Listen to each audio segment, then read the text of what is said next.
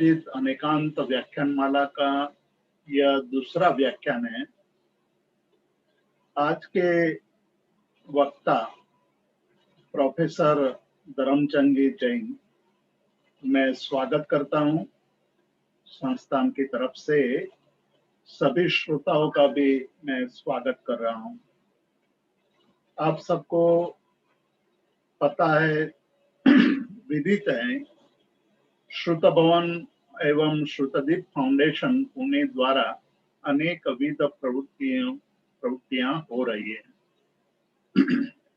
जैन दर्शन के क्षेत्र में श्रुत भवन द्वारा विशिष्ट कार्यक्रमों का आयोजन होता है। विशेष करके अद्यतन साधनों का उपयोग करके प्रकट कृतियों का संशोधन करके प्रकाशित करना, ये सब बहुत बड़ी चुनौती और बहुत बड़ा कार्य श्रुत भवन द्वारा हो रहा है।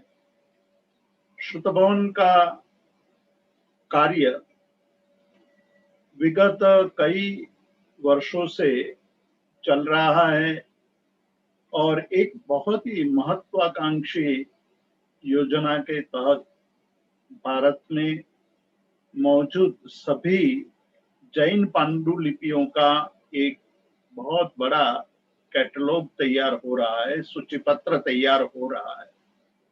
वर्धमान जिनरत्न कोश नामक ये योजना में आज तक बहुत सारे ग्रंथों की सूची उपलब्ध है। इसका उपयोग जैन साधु साध्वी, श्रावक श्राविका एवं संशोधन करने वाले विद्वान ले रहे हैं। इस प्रकार की सूची की सुविधा के कारण विद्वानों के संशोधन का कार्य सुकर हो गया है, सरल हो गया है। पिछले कुछ महीनों से ऑनलाइन व्याख्यान श्रेणी का प्रारंभ किया गया है और इस श्रृंखला में अनेकांतवाद के व्याख्यानमाला का प्रारंभ किया गया, जो मुनिश्री वैराग्य रति महाराज जी के मार्गदर्शन के आधार पर इस कार्यक्रम का आयोजन हुआ है।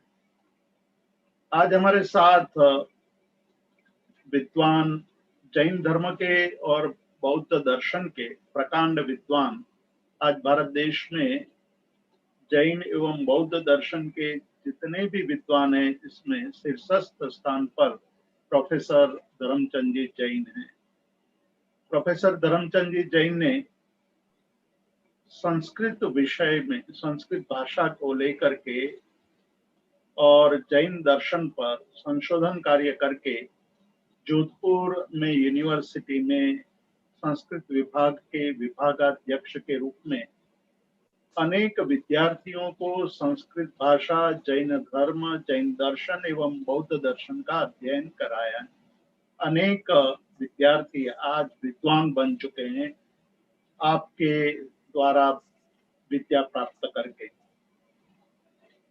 पिछले वर्ष ही आप सेवानिवृत्त हुए और जयपुर में अभी आप कार्यरत हैं।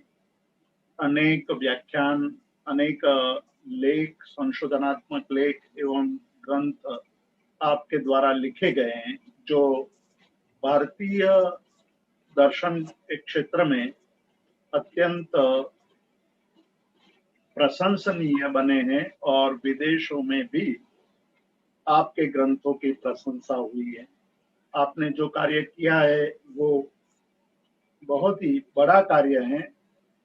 अनेकांतवाद आपका प्रिय विषय है और जैन धर्म का प्राण भी है। आपने अनेकांतवाद पर बहुत काम किया है और अनेकांतवाद को लेकर के दार्शनिक आलेख भी लिखे हैं। मैं आज अत्यंत खुश हूँ, आनंदित हूँ कि आपने श्रुत भवन श्रुतदीप फाउंडेशन इस व्याख्यानमाला में व्याख्यान देने के लिए स्वीकृति प्रदान की। बहुत व्यस्त होने पर भी आप आज हमें एक अत्यंत महत्वपूर्ण विषय पर व्याख्यान देंगे। पहला व्याख्यान प्रोफेसर नरेंद्र भंडारी जी ने दिया था। आज दूसरा व्याख्यान है। प्रतिमाह अंतिम शनिवार को, मतलब प्रत्येक महीने के अंतिम शनिवार को इस व्याख्यान का आयोजन किया जाता है। अनेकांतवाद इसका मुख्य विषय है और अलग अलग परिप्रेक्ष्य में अनेकांतवाद के विषय पर अलग अलग विद्वानों को आमंत्रण दिया जाता है। मैं, मेरे परम मित्र और विद्वान, संस्कृत साहित्य, जैन दर्शन, बौद्ध दर्शन, प्राकृत भाषा एवं अन्य अनेक विद्याओं के पारंगत विद्वान प्रोफेसर धर्मचंद जी को मैं आमंत्रित करता हूं आज के व्याख्यान के लिए।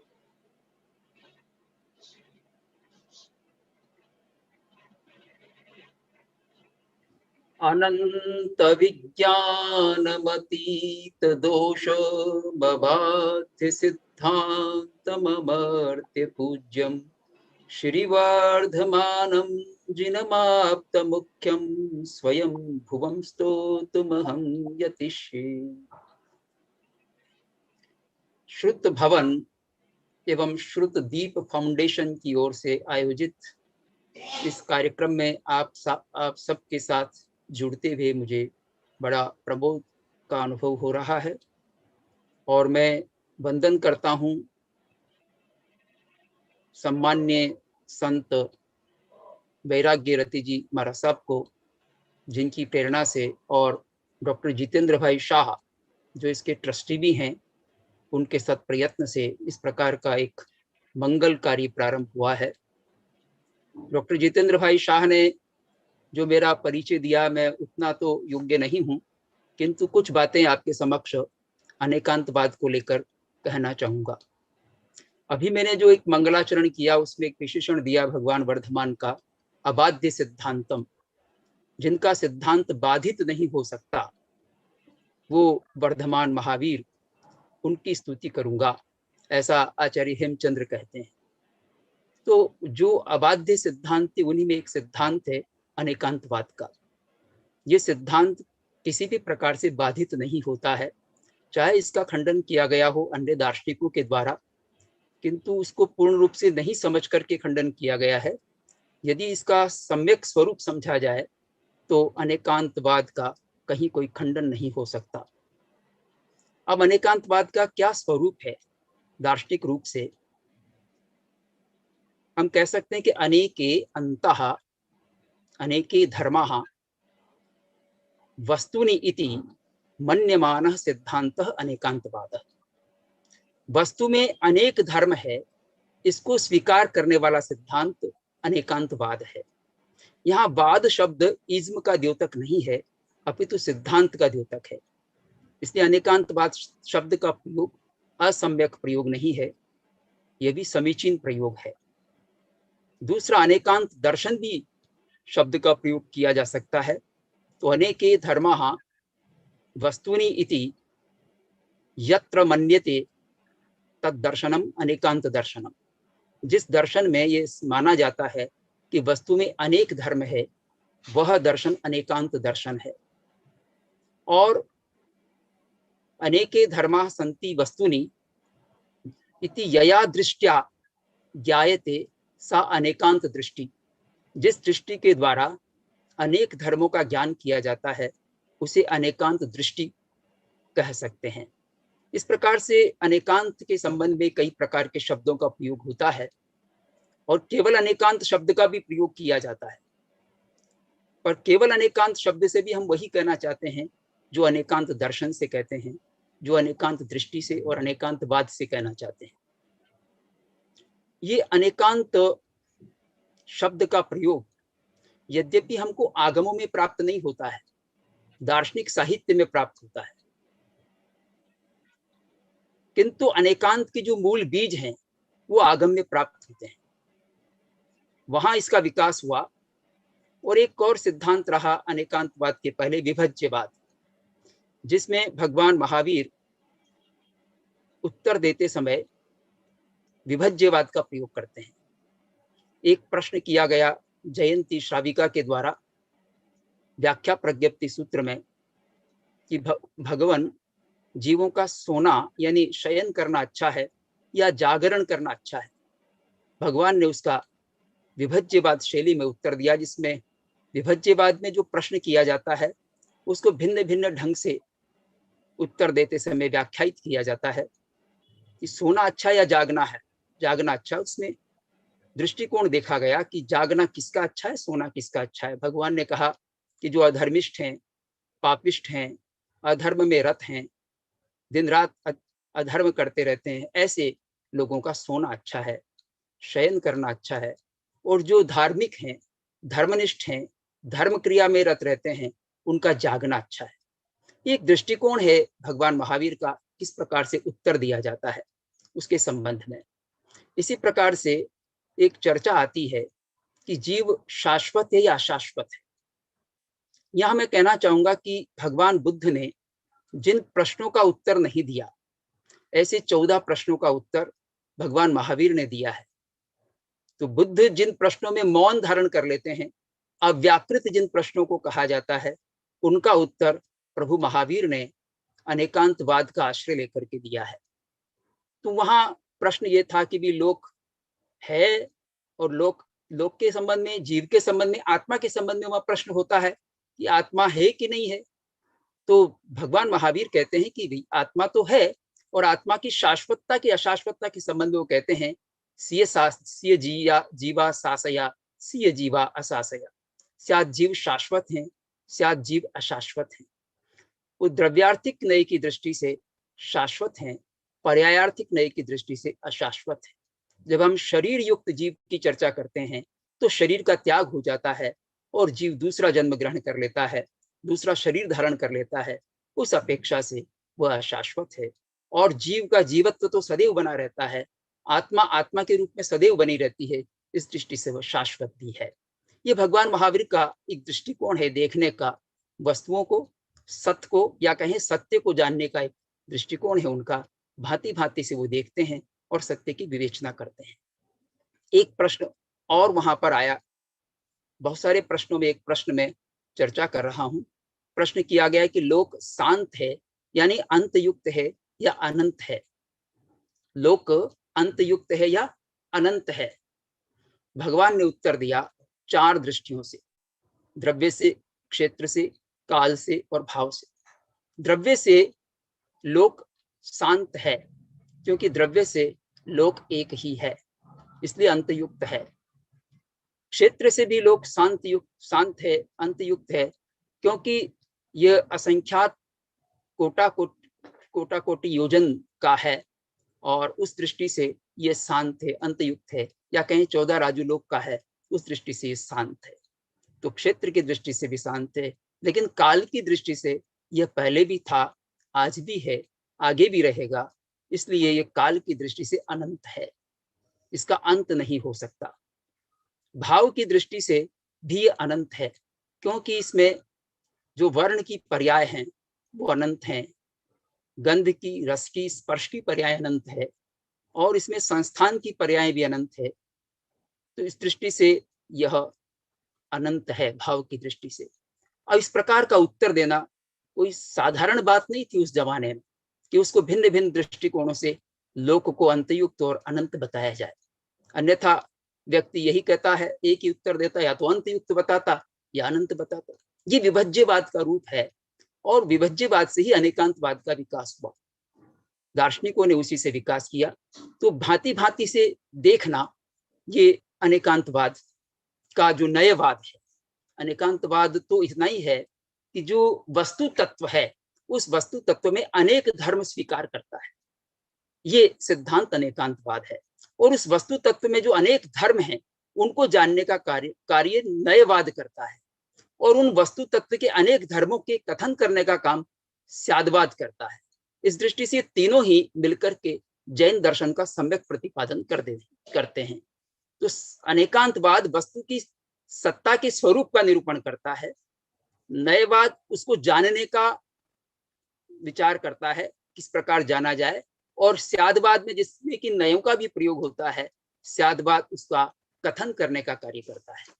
इन तीनों का सम्मिलित रूप जब होता है तो फिर अनेकांतवाद कहें या स्यादवाद कहें या नयवाद कहें, जैन दर्शन के वैशिष्ट्य को इंगित करते हैं। नयवाद की विवेचना जैन आगमों में बहुत पहले से है, अनुयोग द्वार सूत्र आदि में उसका विवेचन प्राप्त होता है।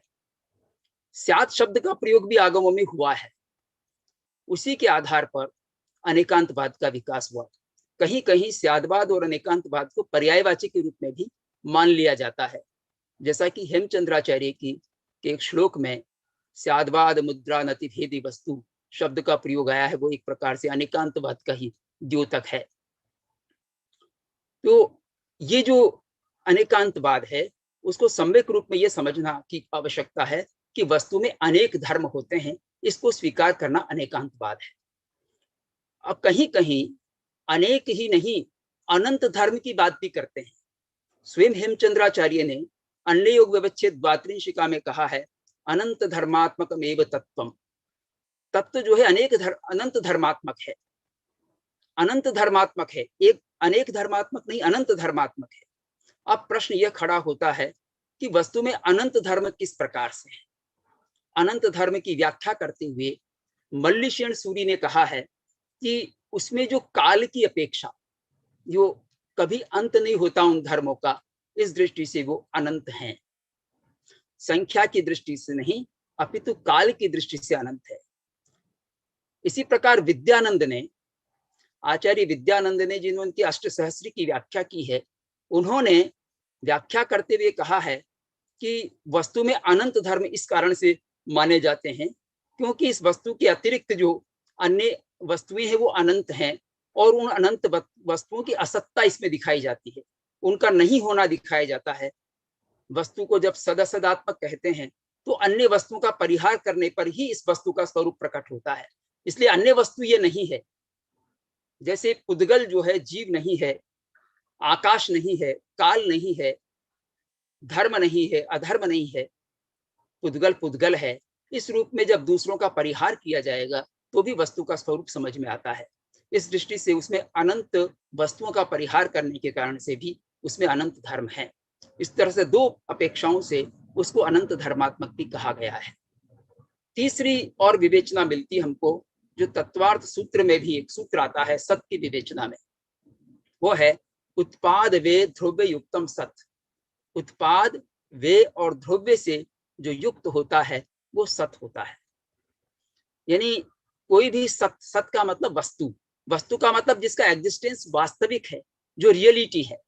रियलिटी कहें, सत कहें, वस्तु कहें, एक ही बात है। वस्तु की भी व्याख्या में ये बात कही गई है, वसंती गुण पर्याया अस्मिन इति वस्तु। जिसमें गुण पर्याय रहते हैं वो वस्तु है, यानी द्रव्य है, और वो सत है। सत में दो बातें कह दी गई, तीन बातें, कि वह उत्पाद वे युक्त भी है और ध्रुव्य से युक्त भी है। तो उत्पाद वे किसका होता है और ध्रुव्य किसका रहता है, इसको समझाते हुए कहा गया है कि एक पर्याय का विनाश होता है और दूसरी पर्याय का उत्पाद होता है। लेकिन जो वस्तु है, जिसको सब्सटेंस कहते हैं अंग्रेजी में, सब्सटेंस जो है वो बना रहता है, द्रव्य बना रहता है। द्रव्य में कोई परिवर्तन नहीं होता, पर्याय में परिवर्तन होता है। जैसे एक स्वर्ण है, सोना, गोल्ड, गोल्ड का हमने कोई आभूषण बना रखा है, मान लीजिए हार बना रखा है, उसमें गोल्ड है और हार उसकी पर्याय है। गोल्ड द्रव्य है, हार उसकी पर्याय है, नेकलेस उसकी पर्याय है। जब कोई गृहस्थ उस नेकलेस को तोड़कर और उसका भुजबंद बनाना चाहता है या चूड़ी बनाना चाहता है, तो वह चूड़ी बनाने के लिए उस गोल्ड को पिघलाकर उसको ये दूसरी पर्याय का रूप देता है, तो वह भी, उसमें भी गोल्ड है। तो गोल्ड द्रव्य की दृष्टि से दोनों में विद्यमान है, लेकिन पर्याय उसकी बदल गई है। पहले जहां नेकलेस का रूप था वहां अब चूड़ी का रूप आ गया है। ये जो डिफरेंस है वो पर्याय का होता है। एक पर्याय का विनाश हुआ और दूसरी पर्याय का उत्पाद हुआ, और द्रव्य की दृष्टि से उसको ध्रुव्य बना रहा। ये हमने एक उदाहरण से समझा है। लेकिन जिन द्रव्यों की विवेचना की जाती है वो द्रव्य जैन दर्शन 6 प्रकार के मानता है: धर्मास्तिकाय, अधर्मास्तिकाय, आकाशास्तिकाय, काल, जीव और पुद्गल। उद्गलास्तिकाय, जीवास्तिकाय भी कहा जाता है। तो ये षड द्रव्य जो हैं, इन षड द्रव्यों का एग्जिस्टेंस, अस्तित्व पहले भी था, आज भी है और आगे भी रहेगा। ये 6 द्रव्य गुण और पर्यायों से युक्त हैं। इनमें अलग अलग प्रकार के गुण पाए जाते हैं और पर्याय निरंतर बदलती रहती है, प्रति समय बदलती रहती है पर्याय। तो पर्याय का परिवर्तन प्रतिक्षण होता है। पर्याय क्या है? जो पर्यंती, जो बदलती रहती है, परिवर्तनशील है, वो पर्याय है। उत्पाद विनाश धर्माणो भवन्ति इति पर्यायः विवर्ताः। जो उत्पाद विनाश धर्म वाली हैं वो पर्याय हैं, बदलती रहती हैं। आज ये पर्याय, कल दूसरी पर्याय है।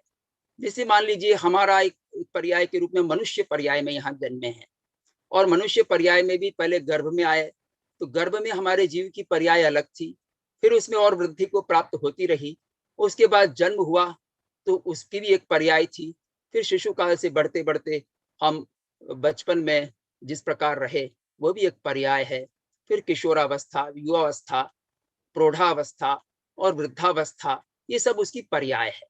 तो पर्याय निरंतर परिवर्तनशील होती है, लेकिन प्रतिक्षण बदलने वाला जो पर्याय है उसको हम देख नहीं पाते हैं, जान नहीं पाते हैं, कुछ काल में उस पर्याय को देख पाते हैं।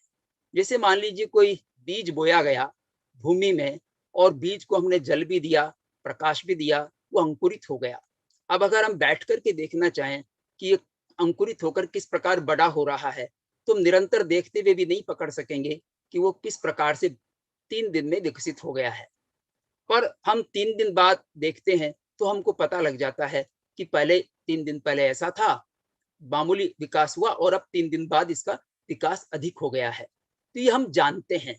तो ये पर्याय निरंतर बदलती रहती है, उद्गल में भी बदलती है, सभी 6 द्रव्य में बदलती रहती है, ऐसा जैन दार्शनिक स्वीकार करते हैं। तो अनेकांतवाद जो शब्द आया है, वो अनेकांतवाद शब्द का प्रयोग जैन दार्शनिकों का माना जाता है।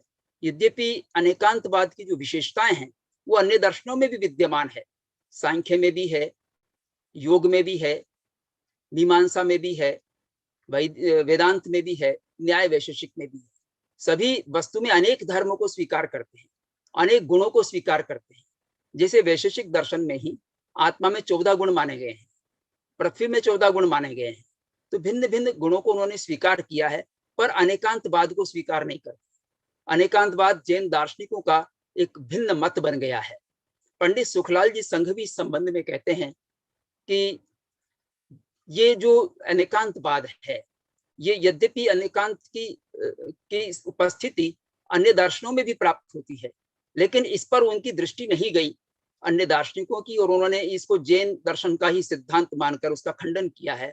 और जैन दार्शनिकों ने भी अपना ही सिद्धांत समझकर अन्य दार्शनिकों का खंडन किया है।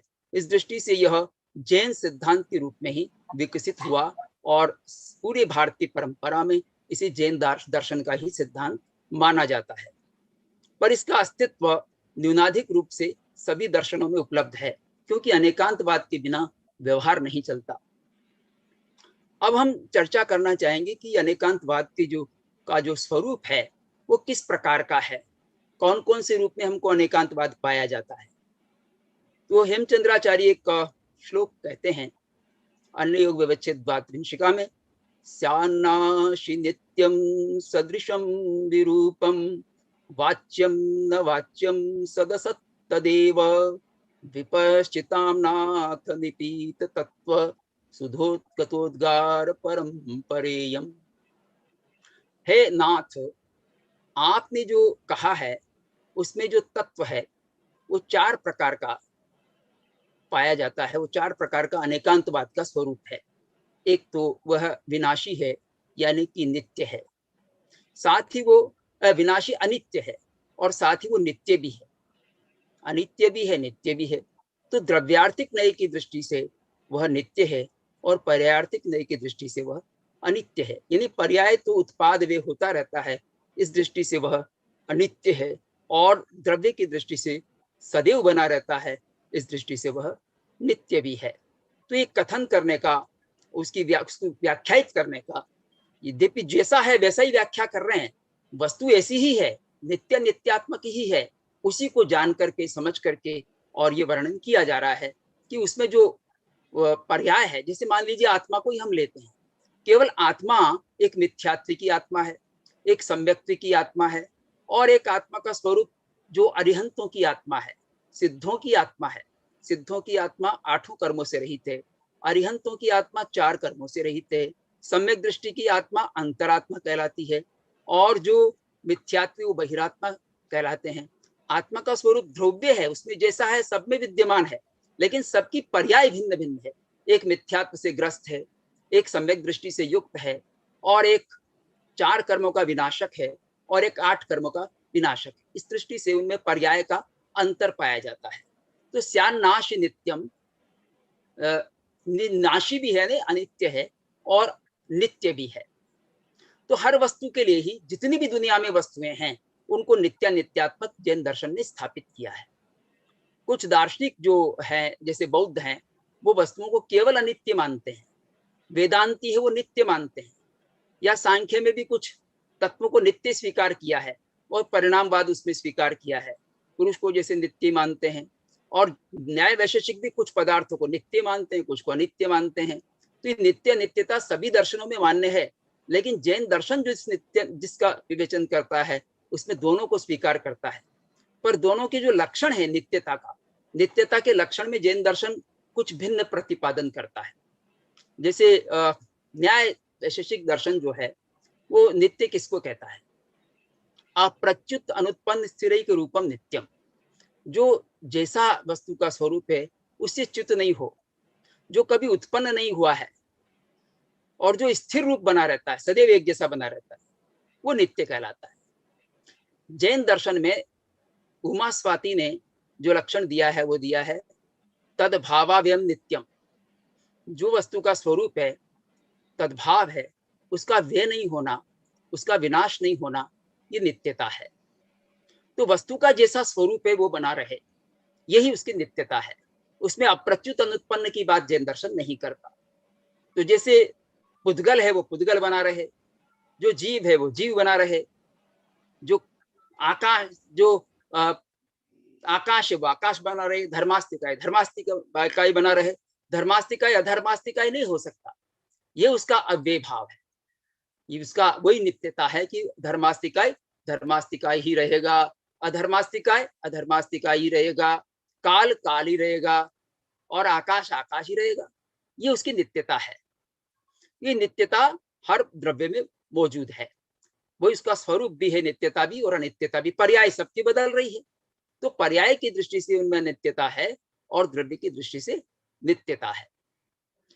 सदृशम विरूपम, और विशेषण बताया। वस्तु को जब अनेकांतवाद समझते हैं तो उसके 2 रूपों में और देख सकते हैं। सदृश का मतलब वो अन्य पदार्थ, बहुत सारे पदार्थ आपस में समान होते हैं, सदृशता है उनमें, यानी सामान्य है, समानस्य भाव सामान्य, उनमें समानता पाई जाती है। और विरूपता यानी विशेषता भी पाई जाती है, यानी वस्तु सामान्य विशेषात्मक होती है, उसमें समान भाव भी पाया जाता है और भेदक तत्व भी रहता है। समानता होती है द्रव्य के आधार पर, जैसे जो गोल्ड है वो गोल्ड ही बना रहता है, उसकी समानता है। आत्मा आत्मा ही बना रहती है, उसकी समानता है। और उसमें जो पर्याय परिवर्तन हो गया है, गोल्ड में हार से जो कड़ा बन गया है या चूड़ी बन गई है, ये उसकी पर्याय बदल गई है, ये विशेष है। तो पर्याय तो विशेष को बताता है, और जो द्रव्य वो सामान्य को बताता है। तो सामान्य और विशेषात्मक होती है वस्तु। तो वस्तु को इस तरह से भी व्याख्यायित किया गया कि वस्तु सामान्य विशेषात्मक होती है। कुछ दार्शनिकों ने सामान्य को और विशेष को 2 पृथक पदार्थ स्वीकार किया है। जैसे वैशेषिक हैं तो उन्होंने सामान्य को अलग पदार्थ माना है, विशेष को अलग पदार्थ माना है। लेकिन कहीं कहीं व्याख्या में, जैसे पृथ्वीत्व है, तो व्याख्या में पृथ्वीत्व को वो सामान्य भी कहते हैं, लेकिन पृथ्वीत्व जो है वो जल से, अग्नि से, वायु से अपना व्यावर्तन भी करता है, उसे एक्सक्लूड भी करता है, इस दृष्टि से वो विशेष भी है। तो पृथ्वीत्व जो सामान्य है वो सामान्य विशेष से युक्त होता है। तो जैन दार्शनिक इसको पहले से स्वीकार करते हैं कि प्रत्येक वस्तु सामान्य विशेषात्मक है। तो पहली बात तो हुई नित्य नित्यात्मक है वस्तु, सभी वस्तुएं नित्य नित्यात्मक है। और दूसरा वह सामान्य विशेषात्मक है। तीसरा जो रूप दिया वाच्यात्मक है, वो वाच्य भी है, अभिलाप्य है, कहा जा सकता है उसको, और अनभिलाप्य भी है। उसको कहना कठिन है, कहना मुश्किल है। तो वाच्य रूप में तो जब हम शब्दों का प्रयोग करते हैं, तो किसी के भी लिए जब शब्दों का प्रयोग करते हैं उसको वाच्य कहा जाता है। और न वाच्य, जब उसको हम शब्दों का प्रयोग करने में समर्थ नहीं होते हैं, तब अवाच्य कहलाती है वस्तु। जैसे सप्तभंगी नय में जो चौथा भंग है वो अवक्तव्य का भंग है, वह अवाच्यता हो जाती है। युगपद कहने की बात अगर आती है, भाई हम वस्तु को कहते हैं कि ये है, विधि की अपेक्षा से, निषेध की अपेक्षा से कहते हैं कि नहीं है। और जब दोनों में क्रम होता है तो अस्ति और नास्ति कह देते हैं। लेकिन जब युगपद कहना हो तो अवक्तव्य कह देते हैं। तो कहीं कहीं वस्तु अवक्तव्य भी होती है, अवाच्य भी होती है, और वाच्य भी होती है, उसको कहा भी जाता है। तो एक अनेकांतवाद का एक रूप यह है कि वाच्य भी होती है, अवाच्य भी होती है। और चौथा रूप जो है वो है सत और असत के रूप में, भाव और अभाव के रूप में।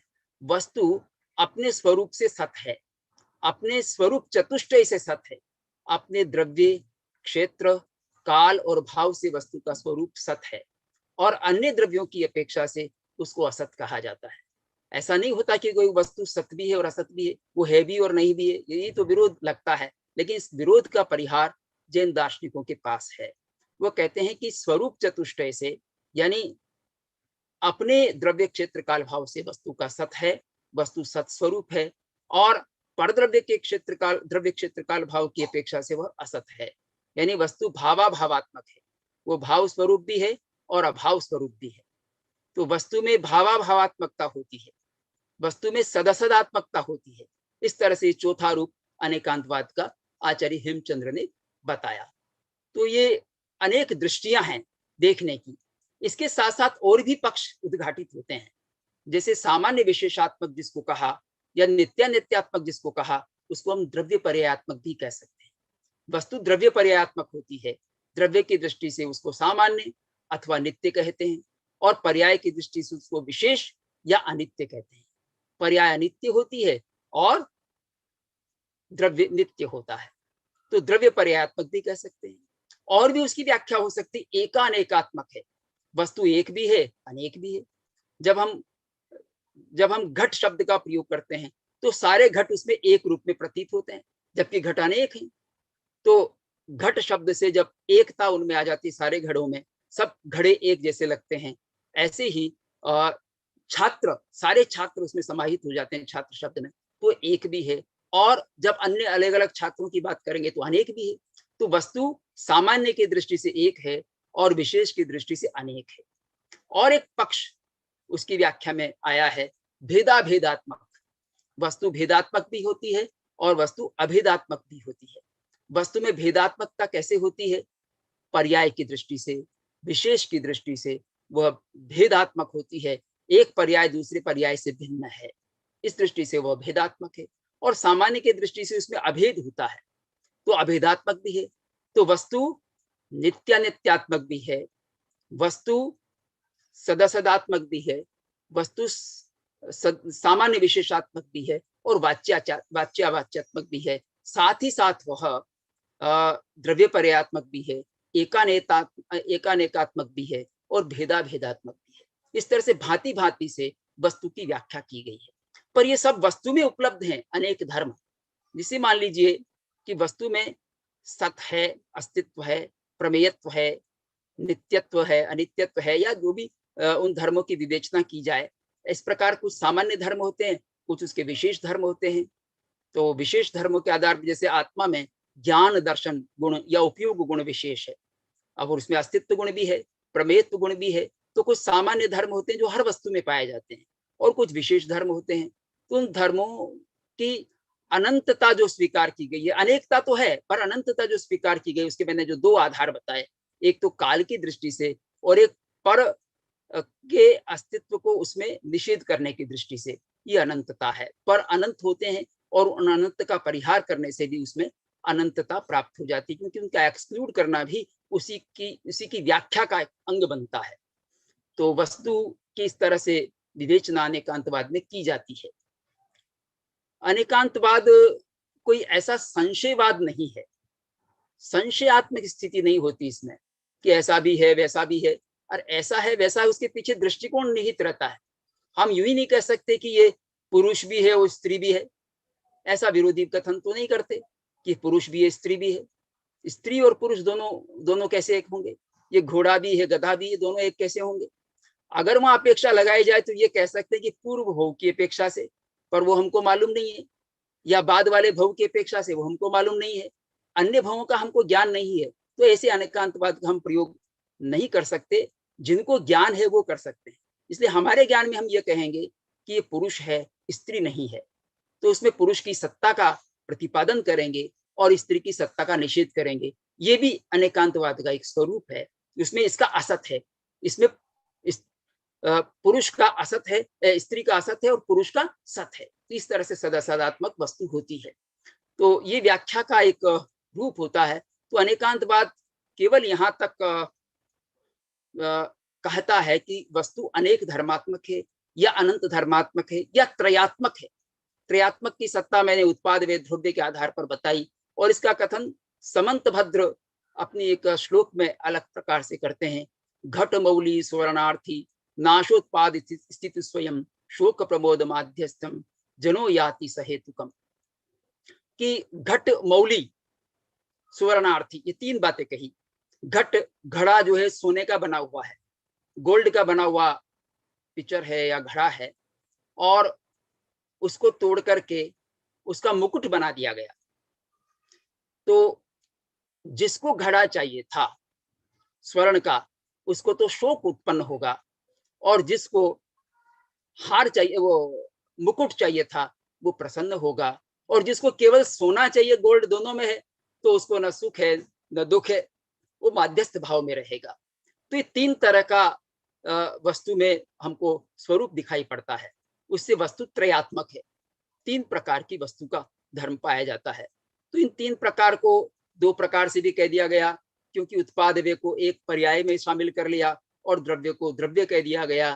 तो ये दृष्टिकोण का भेद है, कथन का भेद है, या ज्ञान को उससे जानने का भेद है। अन्यथा वस्तु तो जैसी है वैसी है।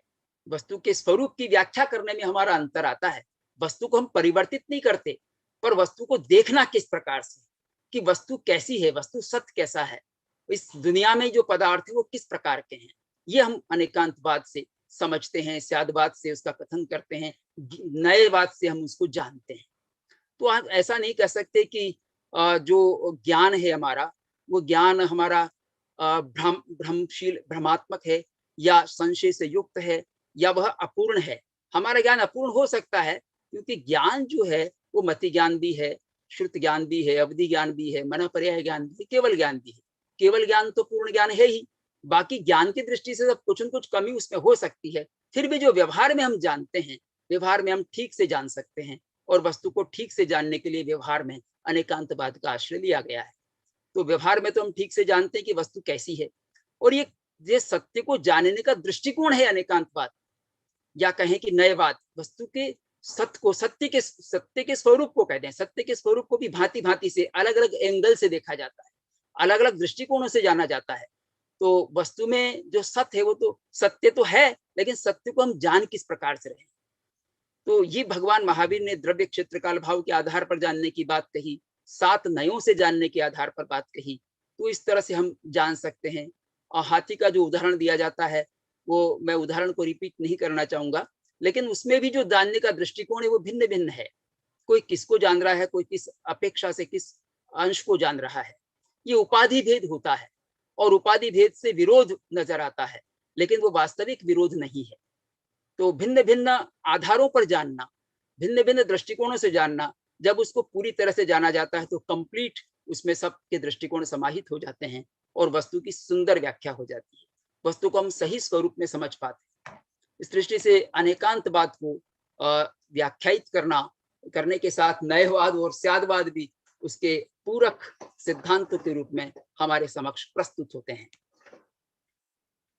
एक जो दार्शनिक हुए, बौद्ध दार्शनिक धर्म कीर्ति ने एक ग्रंथ लिखा, प्रमाण वार्तिक। वो अनेकांतवाद का खंडन कर रहे हैं, 2-3 श्लोकों में ही कर रहे हैं।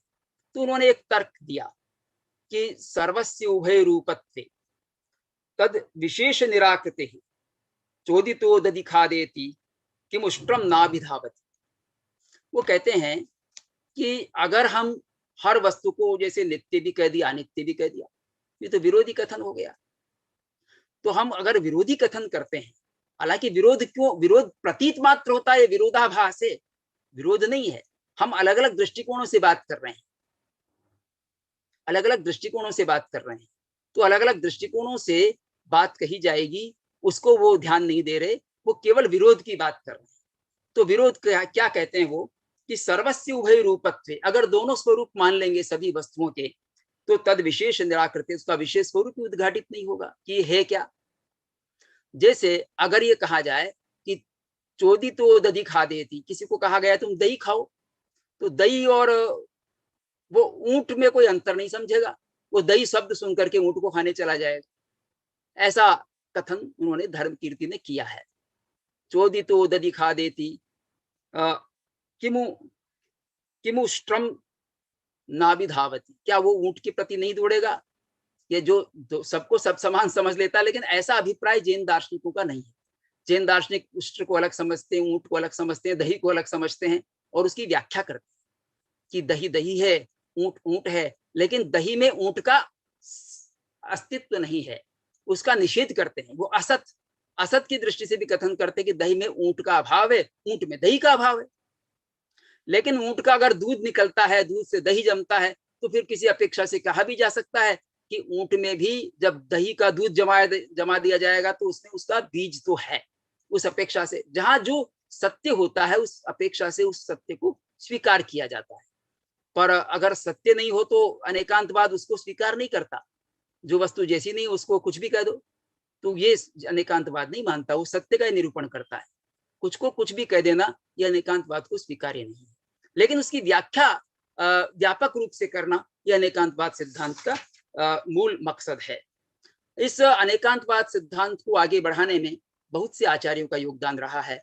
उनमें सिद्धसेन हैं, समंत भद्र हैं, भट्टा कलंक हैं, विद्यानंद हैं, हरिभद्र सूरी है, हेमचंद्र सूरी है, प्रभाचंद्र हैं, यशो विजय हैं, विमल दास हैं। से बहुत सारे आचार्यों ने अपने अपने तर्क दिए हैं। हरिभद्र सूरी ने बहुत सारे ग्रंथों में और एक अलग से भी उन्होंने अनेकांतवाद के ग्रंथ लिखे। अनेकांत जय पता का आदि ग्रंथ है, अनेकांतवाद प्रवेश ग्रंथ है। तो ग्रंथों की रचना जैन दार्शनिकों ने की है और हेमचंद्राचार्य ने भी की है। तो ये आचार्यों ने अनेकांतवाद की स्थापना में अपनी बहुत शक्ति लगाई, पर कहीं मात नहीं खाई है। उनके तर्कों को कोई नहीं समझे तो इसका वो क्या करे। जैसे शांत रक्षित ने भी तत्व संग्रह में खंडन किया है और अनेकांतवाद का, और उसको अनेकांतवाद का उन्होंने प्रस्तुतिकरण भी किया है, खंडन भी किया है। तो शांत रक्षित का ग्रंथ भी इसमें तत्व संग्रह पढ़ने योग्य है और कई 50-60-70 इसमें श्लोक हैं। वैसे ऐसे शंकराचार्य भी खंडन करते हैं। उन्होंने ब्रह्मसूत्र पर जो भाष्य लिखा है, शंकर भाष्य, नैकस्मिन् असंभवात्, एक वस्तु में अनेक धर्म नहीं हो सकते या एक वस्तु में विरोधी धर्म नहीं रह सकते, ऐसा उन्होंने खंडन किया है। और विरोध और संशय, इन दो दोषों का उसमें उपस्थापना की है कि अनेकांतवाद में इस प्रकार के दोष हैं कि विरोध भी आता है, संशय भी पैदा होता है। पर जैन दार्शनिक तो अलग अलग दृष्टिकोणों से कथन करते हैं। उनके पास दृष्टि है, नए की दृष्टि है, इसलिए नए की दृष्टि से जो वो कथन करते हैं तो उसमें सब समाहित हो जाता है। जैसे कि हम इस प्रकार का उदाहरण देते हैं कि कोई पुरुष मामा भी है, चाचा भी है, पापा भी है, पुत्र भी है, भांजा भी है या भ्राता भी है, उसमें सब विशेषताएं पाई जाती है, लेकिन सबके दृष्टिकोण अलग अलग होंगे। वो किसकी अपेक्षा मामा है, भांजे की अपेक्षा मामा है, पुत्र की अपेक्षा पिता है, पिता की अपेक्षा पुत्र है, भाई की अपेक्षा भ्राता है। तो अलग अलग दृष्टिकोणों से व्याख्या होती है। इसको ही आचार्य हेमचंद्र कहते हैं उपाधि भेदोपहितम विरुद्धम। उपाधि भेद से उसमें विरोधी पना नजर आता है, लेकिन उपाधि अलग अलग है ना, अलग अलग आधार पर कथन कर रहे हैं, अलग अलग दृष्टिकोण से कथन कर रहे हैं। तो जो सत्य को समझना है या सत्य का कथन करना है, तो दृष्टिकोणों का अंतर होता है, तब हम उसको ठीक ढंग से पूरी तरह समझ पाते। और अगर केवल एक पक्ष को लेकर चलेंगे तो हम सत्य को ठीक से जान नहीं पाए, सत्य का उद्घाटन नहीं कर पाए।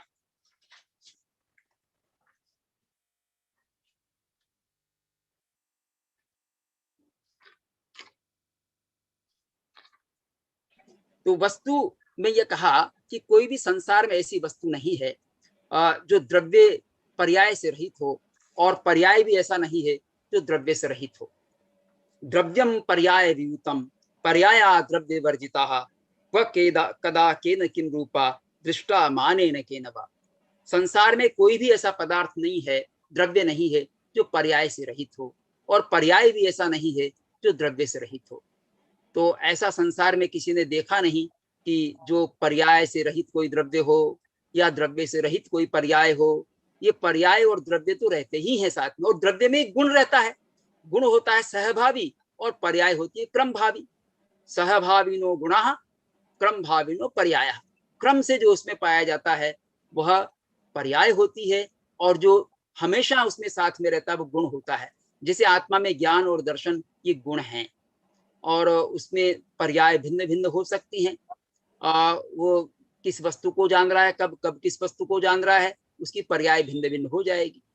तो पर्याय तो क्रम से होती है, और जो गुण है वो सदैव रहता है, सहभावी होता है। तो गुण और पर्याय इन दोनों के आधार पर वस्तु की व्याख्या की जाती है।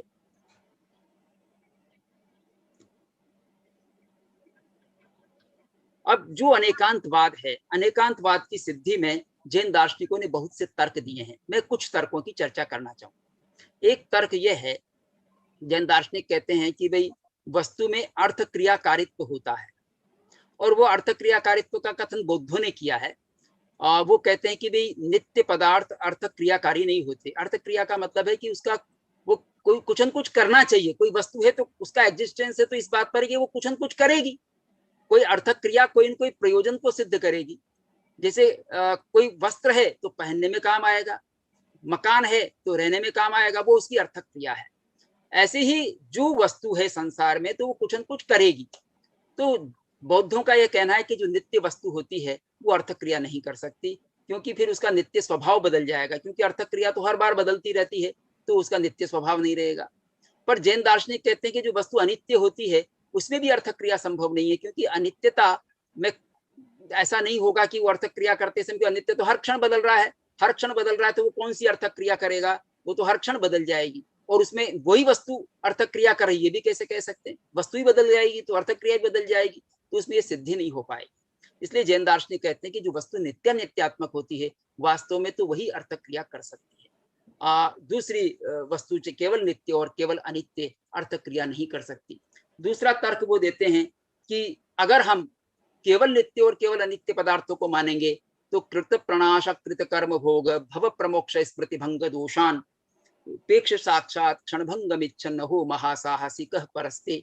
हेमचंद्राचार्य अन्य योग व्यवच्छेद द्वादशिका में कहते हैं कि जो केवल नित्य को केवल अनित्य को मानेगा तो उसमें किए हुए का फल प्राप्त हो जाएगा। वो किसको होगा? अनित्य तो नष्ट हो गया, तो वो दोबारा से वो पुरुष रहा नहीं जिसने कर्म किया है, तो फल किसको मिलेगा? और नित्य में भी फल किसको मिलेगा? नित्य तो सदैव वैसा ही रहता है, तो उसमें परिवर्तन स्वीकार करोगे तो नित्यता आ जाएगी। तो किए हुए का नाश हो जाने का दोष उसमें आएगा, और जो किया हुआ उसका फल भोग नहीं हो पाएगा, और मोक्ष भी उसका नहीं हो पाएगा, क्योंकि नित्य तो नित्य ही रहेगा, नित्य नित्य ही रहेगा। पर ये नित्य नित्य जो अनेकांतवाद जो स्वीकार करता है उसमें घटित हो सकता है। स्मृति भी नहीं रह पाएगी, स्मृति भी उसकी होना संभव नहीं है, क्योंकि नित्य में क्या स्मृति रहेगी? वो तो परिवर्तित हो गया तो अनित्य हो जाएगा, और अनित्य में तो हर क्षण बदल रहा है, तो उसकी क्या स्मृति रहेगी? नित्य नित्यात्मक है कि हाँ, जैसे मैंने 10वीं की परीक्षा दी, मैट्रिकुलेशन किया, ये मुझे याद है, क्योंकि मेरा एक नित्य स्वरूप भी है, वो याद रखता है।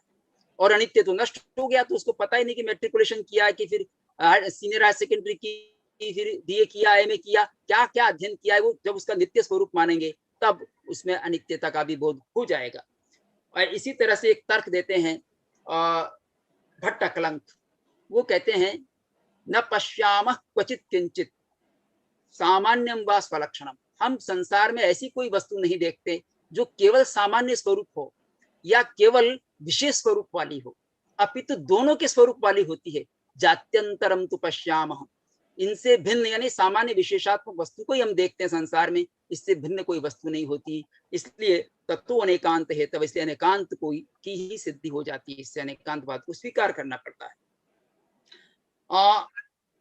एक समंत भद्र कहते हैं कि अगर हम किसी बात को सिद्ध करने के लिए कोई एग्जाम्पल देते हैं, दृष्टांत देते हैं, तो केवल नित्य में दृष्टांत नहीं बनेगा, केवल अनित्य में दृष्टांत नहीं बनेगा, वो दृष्टांत नित्यानित्य को स्वीकार करने पर बनेगा। इसलिए हमको नित्यानित्य स्वीकार करना चाहिए। एक तर्क दिया गया, और नास्ति सर्वक्रियाकारकत्वम इति, जो नित्यानित्य में, केवल नित्य में, केवल अनित्य में कारक की सिद्धि नहीं होगी। ये कर्ता है, ये कर्म है, ये करण है, ये संप्रदान है, ये सब स्वरूप उसमें नहीं बन पाए। नित्यानित्य वस्तु में ये स्वरूप बन सकते हैं, अन्य वस्तु में स्वरूप नहीं बन सकते। एक मुख्य बात, जो कारण कार्य सिद्धांत है वो भी अनेकांतवाद में लागू होगा। केवल नित्य में, केवल अनित्य में कारण कार्य सिद्धांत लागू नहीं हो सकता, क्योंकि कारण ही कार्य में बदलता है, तो कारण का पर्याय परिवर्तन हो जाता है। ये पर्याय परिवर्तन स्वीकार करना होगा। इसी तरह से पुण्य पाप आदि क्रियाएं हैं, या जो सुख दुख आदि है, पुण्य पाप का फल है, ये सब भी हमको नित्यानित्यवाद में अनेकांत वस्तु को अनेकांतात्मक मानने पर ही फलित हो सकता है। और प्रमाण प्रमेय व्यवहार भी अनेकांतात्मक वस्तु में घटित हो सकता है। प्रमाण प्रमेय व्यवहार, नहीं तो प्रमाण प्रमेय व्यवहार केवल नित्य में और केवल अनित्य में सिद्ध नहीं होगा। इस तरह से बहुत सारे तर्क जैन दार्शनिकों ने दिए हैं। इसलिए सिद्धसेन अपनी एक गाथा में स्पष्ट कह देते हैं, जेण बिना लोगस्य विव्यवहारो सव्वहाना निबड़ई तस्य भुवनिक गुरुणो नमो अनेगंतवायस। उस अनेकांतवाद को नमस्कार है जिसके बिना लोक का व्यवहार नहीं चल सकता। पूरी तरह से बिना अनेकांतवाद को स्वीकार किए लोक का व्यवहार नहीं चल सकता। परमार्थ की बात आप छोड़ दीजिए, व्यवहार नहीं चल सकता, व्यवहार नहीं चल सकता, और व्यवहार के लिए अनेकांतवाद को स्वीकार करना आवश्यक है। तस्य भुवनिक गुरुणो, ऐसे इस लोक के एकमात्र गुरु अनेकांतवाद को नमस्कार है। आपका हार्दिक धन्यवाद।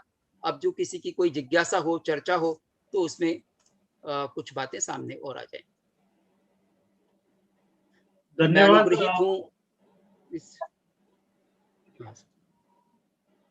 धन्यवाद प्रोफेसर धर्मचंद जी, आपने अनेकांतवाद पर बहुत ही सुंदर प्रकाश डाला।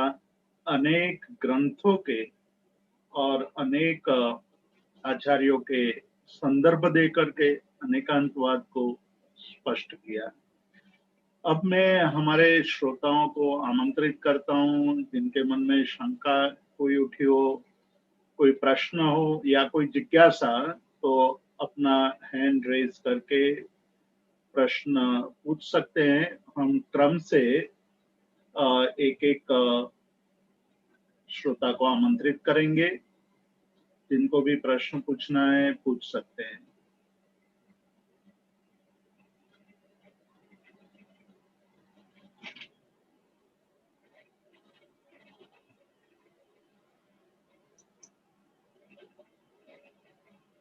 अभी श्रोताओं में से कोई प्रश्न नहीं आ रहा है।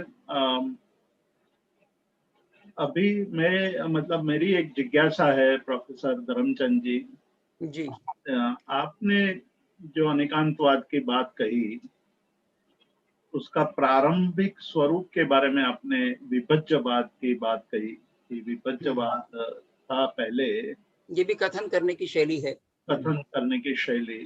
तो बौद्ध दर्शन में, बौद्ध पाली त्रिपिटक ग्रंथों में भी बुद्ध को विभज्यवादी कहा गया है। हाँ हाँ बिल्कुल। ये क्या हुआ कि बौद्ध दर्शन धीरे धीरे एकांत की तरफ ही ढल गया और जैन दर्शन ने अनेकांतवाद को कायम रखा? आपका प्रश्न एकदम अच्छा प्रश्न है। जो बुद्ध की धारणा थी, कुछ हमको उनके उदाहरण मिलते हैं। जैसे मिथ्यात्व है, जैसे ये कहा कि गृहस्थ आराधक होता है या नहीं, तो बुद्ध उसका विभज्यवाद में उत्तर देते हैं कि गृहस्थ अगर मिथ्यात्व से युक्त है तो वो आराधक नहीं होता, और वो सम्यक्त्वी है तो आराधक होता है। इसी तरह से जो भिक्षु है, भिक्षु अगर सम्यक्त्वी है तो आराधक होगा, मिथ्यात्व है तो आराधक नहीं होता है। तो इस तरह से आराधकत्व को उन्होंने विभाजन करके उत्तर दिया है। लेकिन धीरे धीरे वो विभज्यवाद शून्यवाद की ओर चला गया और वस्तु की व्याख्या में वो असमर्थ हो गए, जबकि जैन दर्शन ने उन दोनों पलड़ों को सामने रखा और उसको अनेकांतवाद में विकसित कर लिया। तो जैन दार्शनिकों की या भगवान महावीर की जो दृष्टि रही वो उस दृष्टि से व्यापक रही, और वो लोगों के व्यवहार के योग्य रही। और वो बुद्ध की जो दृष्टि थी या बुद्ध के बाद के जो दार्शनिक थे, उन्होंने पारमार्थिक नए पर कहते हैं या परमार्थ पर ज्यादा बल दिया व्यवहार की अपेक्षा, और एक समस्या खड़ी कर दी आम व्यक्ति के लिए शून्यवाद की स्थापना करके। बहुत ही अच्छा। एक और प्रश्न आया है कि सर्व समावेशक व्याख्यान। ओके, धन्यवाद, आपको बहुत ही धन्यवाद दिया है। प्रश्न नहीं है, आपके व्याख्यान का आप साधुवाद किया है। दूसरा एक प्रश्न ये है कि क्या व्यवहार में अनेकांतवाद आज हम उपयोग करें तो व्यवहार सुचारू रूप से चल सकता है, कि जब व्यवहार करना होता है तो एकांतवाद को लेकर चलना पड़ता है? व्यवहार में अनेकांतवाद आएगा ही, क्योंकि सिद्धसेनाचार्य ने कह दिया कि एक अनेकांतवाद में व्यवहार घटित हो सकता है, एकांत में नहीं। एक बात मैं यहाँ कहना चाहूंगा कि आज जो अनेकांतवाद के प्रयोग की स्थिति है, मूल सिद्धांत तो इतना ही था कि वस्तु तत्व को समझने में या वस्तु तत्व कैसा है उसके लिए अनेकांतवाद शब्द का प्रयोग हुआ। लेकिन जो ज्ञान जिससे हम जानते हैं नयवाद को भी कुछ लोग अनेकांतवाद में डिफाइन करते हैं, अनेकांतवाद के रूप में प्रस्तुत करते हैं। एक है कि भाषा का प्रयोग जो स्यादवाद है वो उसको भी अनेकांतवाद कर देते हैं, और एक आचार में भी इसको घटित कर लिया गया है। अनेकांतवाद की दृष्टि, अनेकांत दृष्टि को आचार में किस प्रकार से लिया है कि एक प्रकार से अनेकांत का प्रयोग मानसिक अहिंसा है। ये आचार में हम ले आए कि इससे अहिंसा का प्रयोग होता है, क्योंकि दूसरे की जो विचारधारा है उसको भी हम ठीक से समझें, ये अनेकांतवाद हमको कहता है। क्योंकि सत्य को कई दृष्टिकोणों से समझना चाहिए, तो दूसरा क्या कथन कर रहा है उसको हम सही ढंग से समझें, ये अनेकांतवाद का प्रयोग आचार में आ गया। तो इस तरह से ये तत्व मीमांसा से चल करके और आचार मीमांसा तक की यात्रा इसकी हो गई, और ये सारा व्यवहारिक दृष्टिकोण है। एकांतवाद अपनाने पर हम आग्रह वृत्ति वाले हो जाते हैं, और आग्रह वृत्ति जो है वो समन्वय नहीं करा पाती और सत्य को भी दूषित कर देती है। इसलिए केवल अगर हम एकांतवादी बनकर चलते हैं तो हम दूसरों का आदर नहीं कर सकते संसार में, या दूसरों को हम हेय दृष्टि से देखेंगे या उनके प्रति द्वेष बुद्धि लाएंगे कि ये सत्य को नहीं समझता है। पर उसके अज्ञान को भी हम अज्ञान के रूप में जानें और उसको समझाने की कोशिश करें, और उसके दृष्टिकोण में कहीं सत्यांश है तो सत्यांश को भी हम स्वीकार करें। तो जैन दार्शनिकों ने हर विचारधारा के सत्यांश पर भी दृष्टिपात किया है और उसकी एकांतता का खंडन भी किया है। इसलिए समन्वय बुद्धि भी उनकी रही है। अनेकांतवादी समन्वय बुद्धि वाला होता है, जबकि एकांतवादी आग्रह वृत्ति होने से कलहकारी भी हो सकता है। डॉक्टर साहब, आपकी बात बहुत ही सही है, और ये अनेकांत के बिना जो आपने कोट किया था सिद्धसेन दिवाकर श्री की गाथा कि जैन बिना लोकत सब व्यवहारों सपहा न निपहड़ई, तो ये जो प्रश्न मन में उठता है वो ये उठता है कि इतने सारे संप्रदाय, इतने सारे विवाद अनेकांतवादी जैन धर्म के अंदर खड़े होते हैं, उठते हैं, और उसके बाद में परस्पर विसंवाद देखा जाता है, तो उसका समाधान कैसे हो सकता है? उसका कारण यही है कि हम किसी एक पक्ष पर आग्रहवृत्ति रखने लगते हैं, इसलिए समस्या खड़ी हो जाती है, और दूसरे के साथ हम समन्वय रखने के लिए मानसिक रूप से तैयार नहीं होते। इसलिए एक ही धर्म में भी, जैन धर्म में भी बहुत सारी संप्रदाएं खड़ी हो गई हैं और सब अपने को सही बताने की कोशिश करते हैं।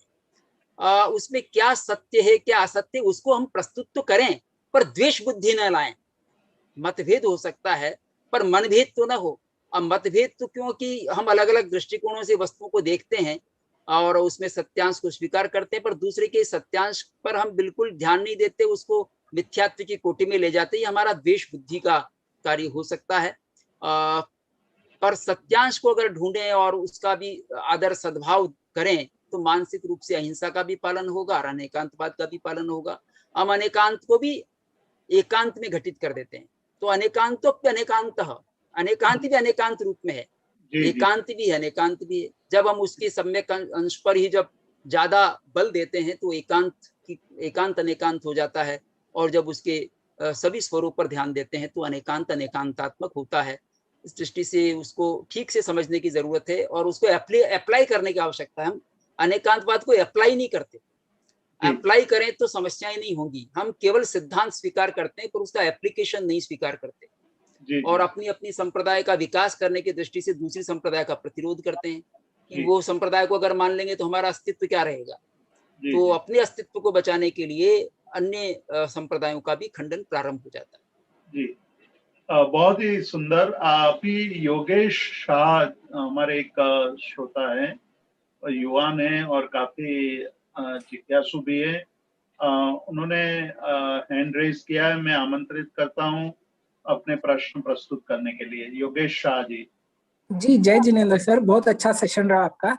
मेरा एक जस्ट बेसिक क्वेश्चन है कि इसको हम डे टू डे लाइफ में कैसे इसका एप्लीकेशन करें, जैसे हमारे रेगुलर व्यवहार में या हमारे तपस्या या जो भी जो तप वगैरह है या नॉर्मल व्यवहार में भी जो हम दूसरों से डीलिंग है, कैसे हम इसको प्रैक्टिकल वे में एप्लीकेशन कैसे करें इस चीज का।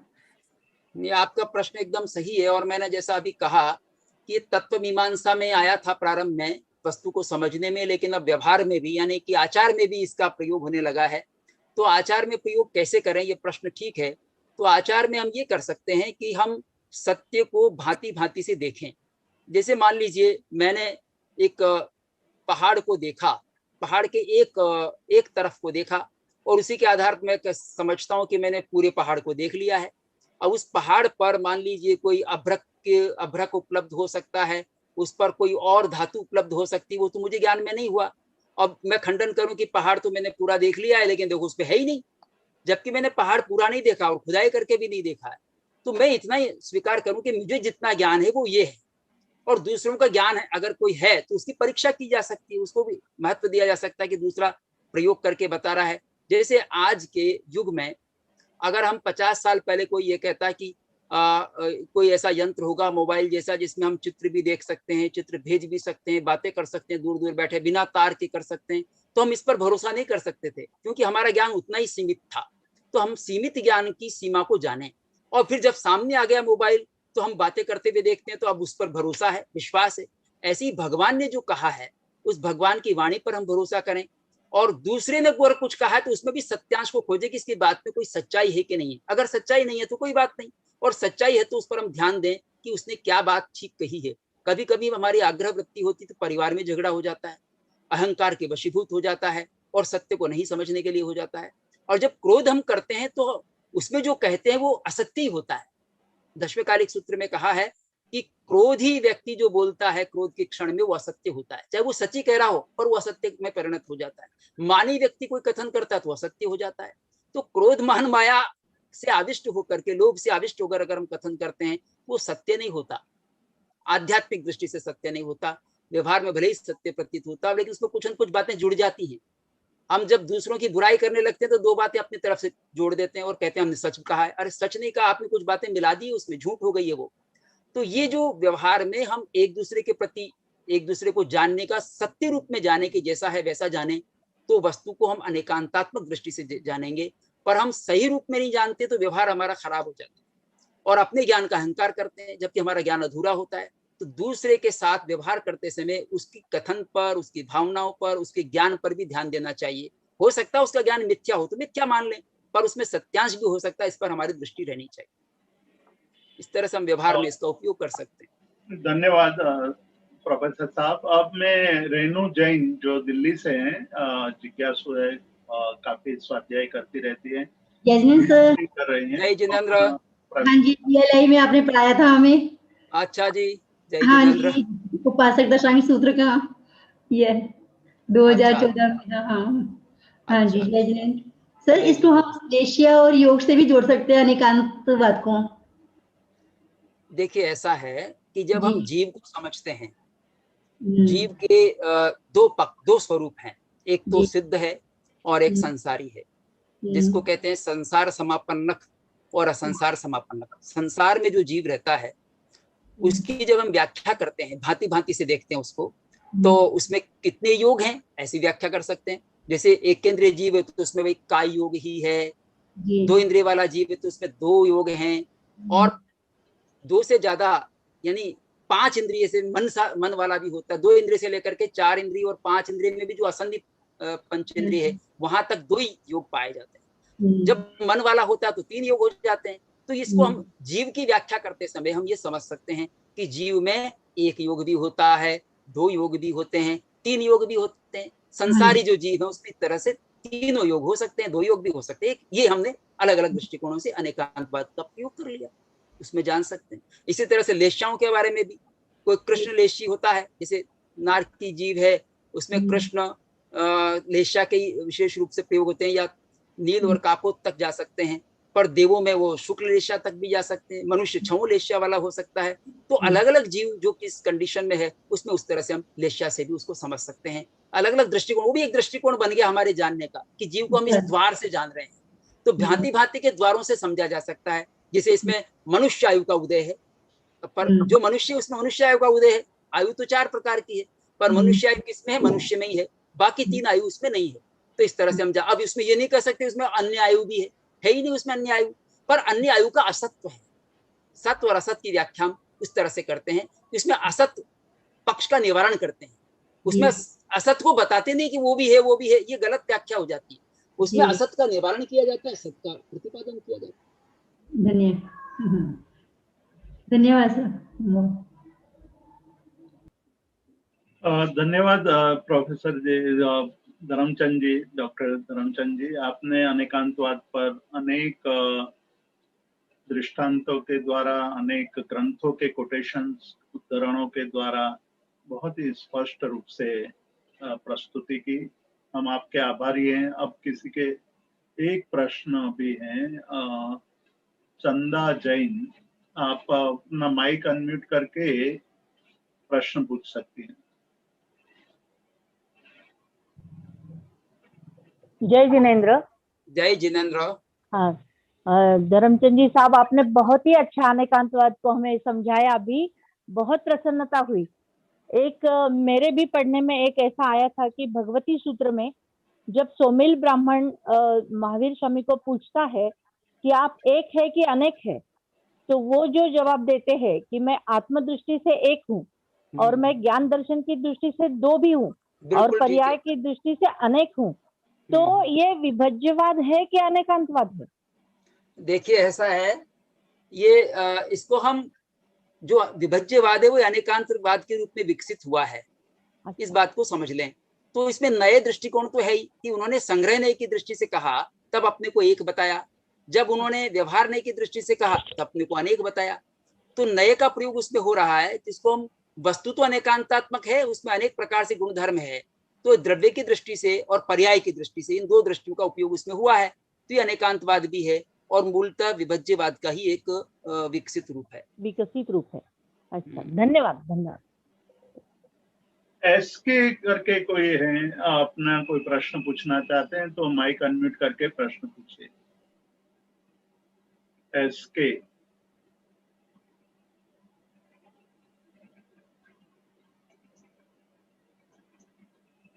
मेरे ख्याल से निकल गए लगते हैं। खैर,